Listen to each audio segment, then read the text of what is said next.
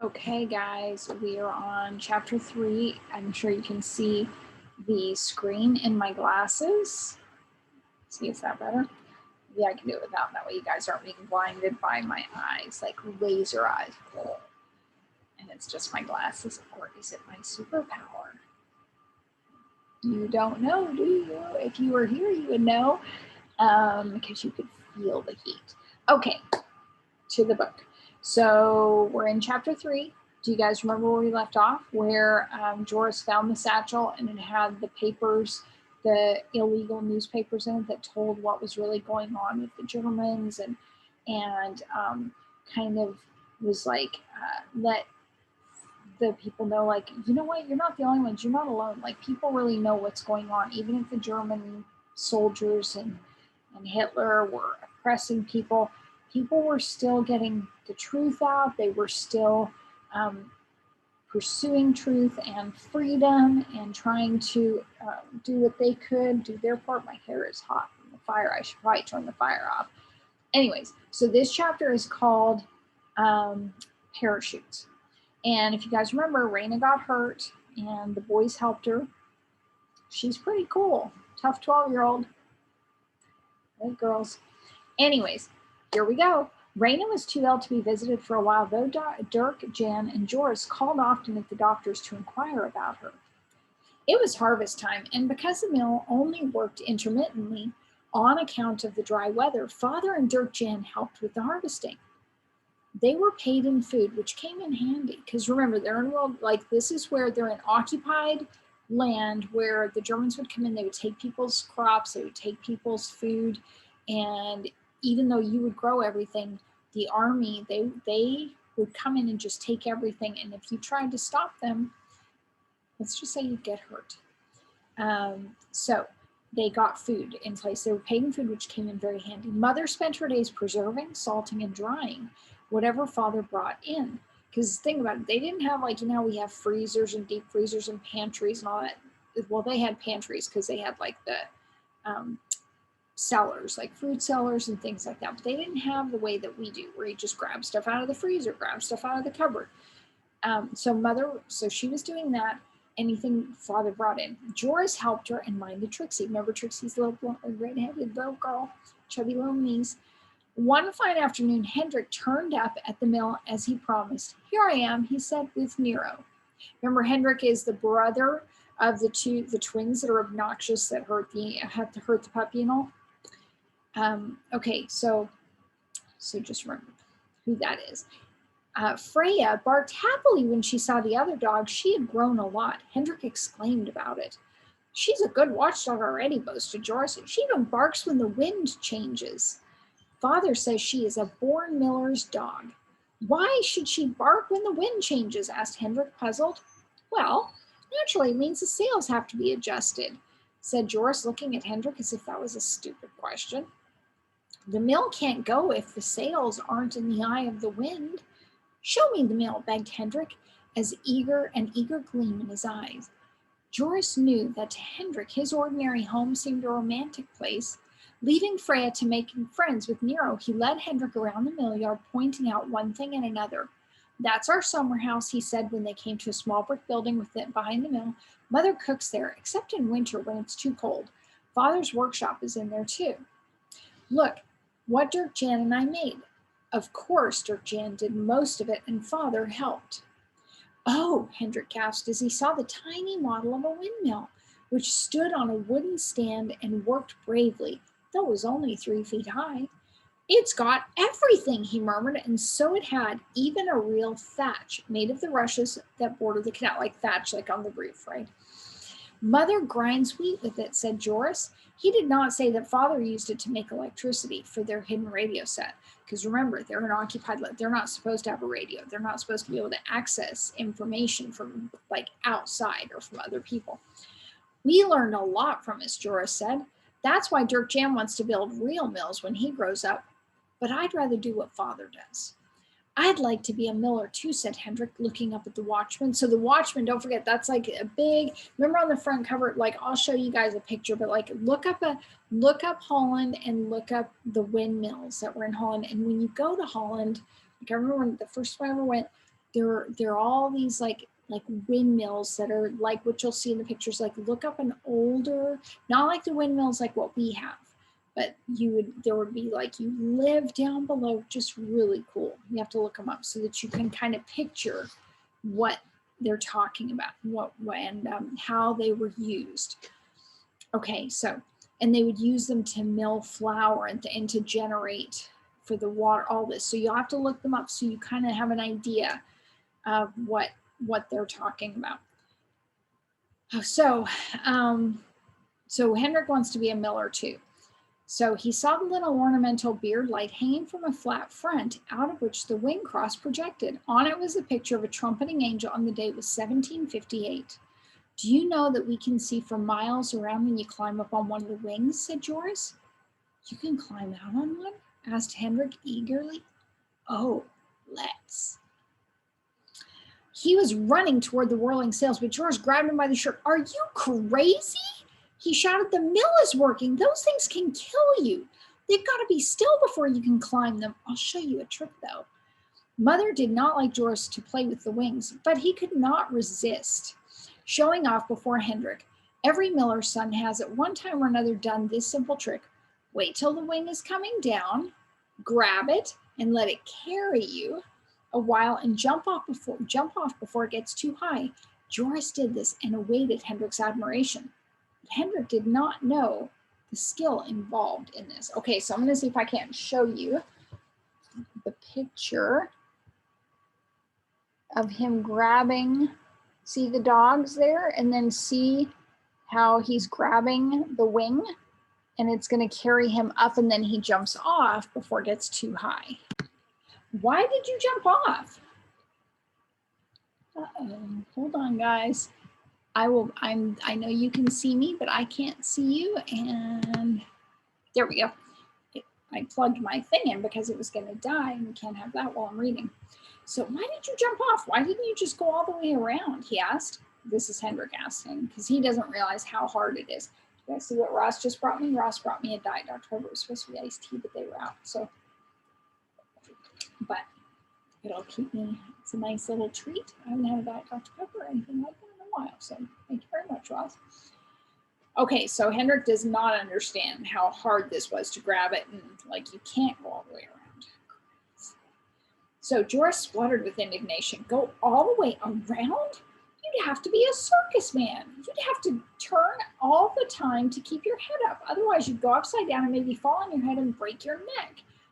You don't know anything. Let me try it, said Hendrik eagerly. Now Joris was really angry. Do you think you could do it and that I can't? When I can't? He pulled Hendrik away. Father never lets anyone come near the wings who isn't used to it. It's much too dangerous. Come on, I'll show you the rest. Hendrik followed reluctantly. The wings fascinated him. He looked with a distracted eye at the gauge Joris had shown him, just in front of the ark where the ditch water was drawn into the mill. Joris explained that you could read on the gauge how high the water was in the polder and whether the mill should work. Where does water come out again? Asked Hendrik. First, it goes through the gallery under the mill, and there it is scooped up into the scoop wheel and thrown into the canal. The canal is too high for the water to flow in by itself. Come, I'll show you. The boys ran around the mill to the other side past a big wheel, which was fastened with long poles to the cap of the mill. That's the wheel you wind the cap with, said Joris, and that rope is the brake. Now come and look at the water.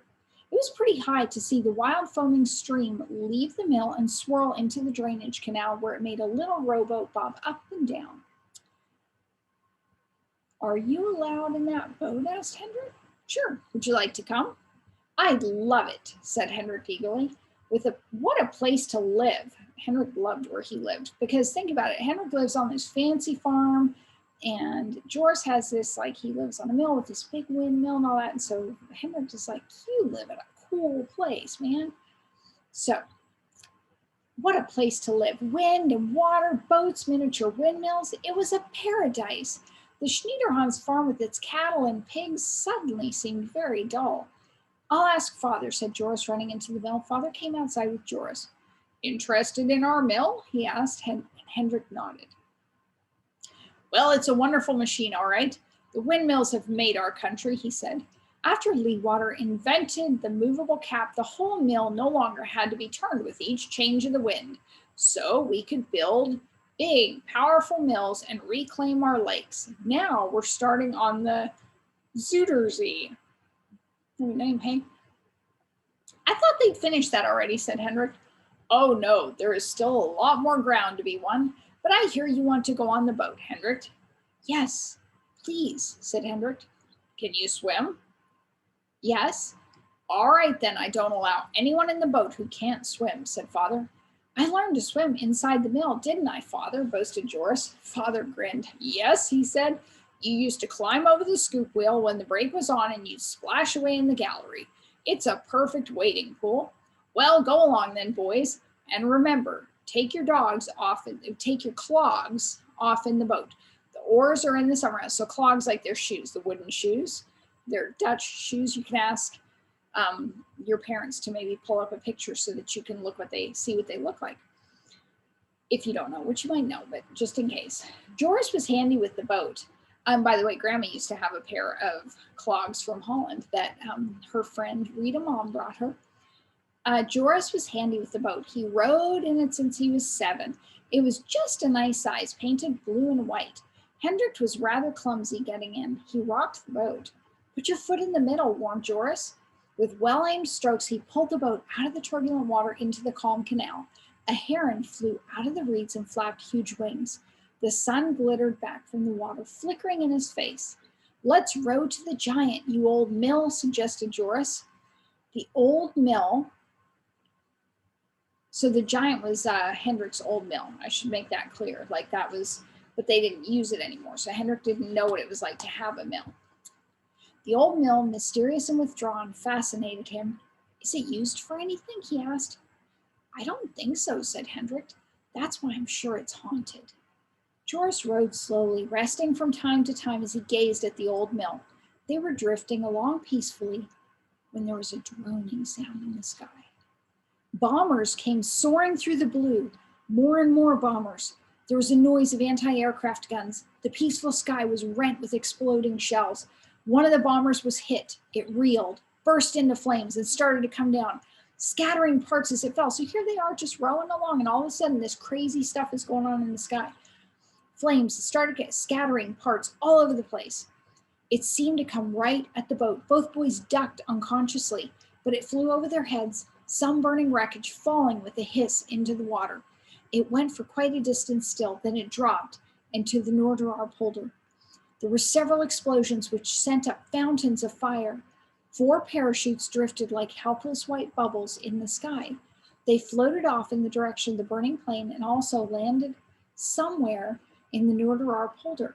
Joris rowed toward the shore and moored the boat to a willow tree. The boys scrambled up the dike and stood watching the spectacle. It's too far, said Joris, disappointed. We can't help the Tommies. You couldn't do it anyway, warned Hendrik. You'd be shot if they caught you. Joris said nothing. He remembered that Hendrik's brother was a land watcher. Remember, Hendrik's brother is the bad kid that is working for the Germans. So you have to be careful what you say in front of Hendrik because Hendrik's brother, who he is. So you remembered that. It had been a secret dream of Joris's for a long time to help someone escape, preferably a soldier. You see, the Germans have already come, said Hendrik, and so they had. One moment there were none, and the next moment there were swarms of soldiers. Where'd they come from, wondered Joris. They surrounded the flaming plane, seeming like little ants in the distance, but little ants with a big bite. Now they spread, looking for aviators. Joris prayed silently. Let them get away, God. Please let them get away. His prayer seemed to have been answered. The soldiers roamed about, but no aviators were captured. The boys watched for a while. The soldiers were looking everywhere and were walking toward the old giant. Let's get back into the boat, begged Hendrik. All right, said Joris, gliding down the dike again and loosening the painter. The painter is the little boat that they were in. Get in now, he said, and he saw Hendrik was doing it wrong again. In the middle, he shouted, but Hendrik did again rock the boat. This time worse. He fell into the water. Joris laughed. Serves you right, he cried, expecting Hendrik to swim ashore with a few strokes. But Hendrik could not swim. "Help!" he cried and went underwater. With a shock, Joris realized that Hendrik had lied. He could not swim. At once he jumped into the water himself and dragged Hendrik out. It was so near shore it did not matter. But what if that had happened in midstream? Some German soldiers had heard the shouting and come running. They probably hoped to find an aviator and looked disappointed when they saw two wet boys. They said something in heavy hissing German. The boys shrugged their shoulders and the soldiers went on their way again. Hendrik was safely in the boat now. "We'd better go home. Mother will want to dry us," said Joris. He rowed swiftly. He felt ashamed for his friend. What would father say? Hendrik would have to confess that he had told a lie. But Joris underestimated Hendrik's inventive powers. "You didn't have to pull me out," he was saying. "I was just fooling. I was imagining I was one of the aviators and had landed in the canal and I couldn't get my parachute off quickly enough." That was a story he later told father, but Joris did not believe it. He'd heard Hendrik's cry of panic. Hendrik is nice enough, he thought, but I can't trust him. That, my sweets, is the end of chapter 3. The next chapter is called The Old Mill.